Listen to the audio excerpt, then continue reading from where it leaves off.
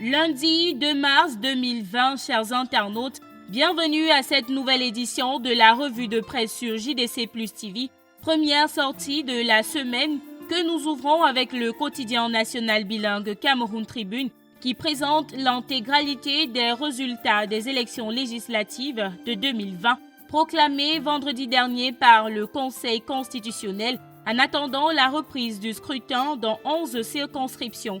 Selon Cameroun Tribune, 8 partis politiques sont désormais à l'Assemblée nationale. Le RDPC est en tête avec 139 députés.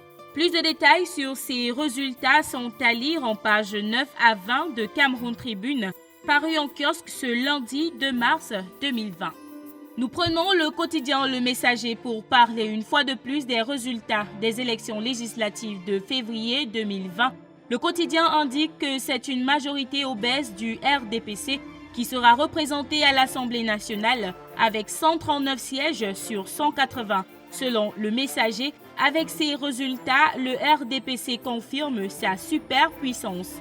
Parlons de toute autre chose à présent avec Réalité Plus. Le journal titre « Transfert d'argent ». Atangandji demande à Orange et MTN de clarifier l'identité de leurs clients. D'après Réalité Plus, le ministre de l'administration territoriale a tenu une importante rencontre le 27 février dernier à Yaoundé avec les responsables des opérateurs mobiles Orange et MTN. Le journal indique qu'ils ont reçu 45 jours pour clarifier l'identité de leurs clients. Trop de plaintes des utilisateurs qui n'ont pas pu récupérer leur argent en raison d'erreurs dans les transactions d'argent mobile, ainsi que des terroristes dans les régions du nord-ouest et du sud-ouest qui utilisent ce moyen pour extorquer de l'argent.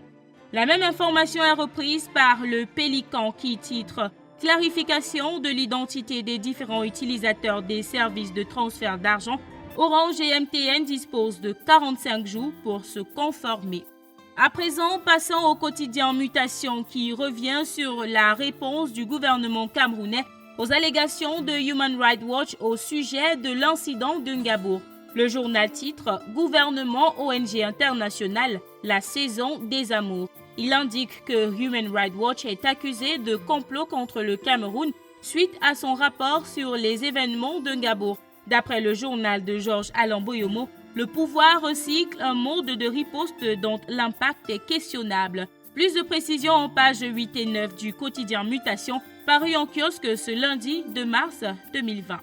Refermons cette édition de la revue de presse avec le quotidien Le Jour qui indique qu'avec ce cas de coronavirus détecté au Nigeria, la maladie mortelle est tout près du Cameroun. Le journal fait le point des mesures prises par le ministère de la Santé publique pour barrer la route au virus redoutable. Et voilà qui vient mettre un terme à cette édition de la revue de presse sur JDC Plus TV. Merci d'avoir regardé. À demain.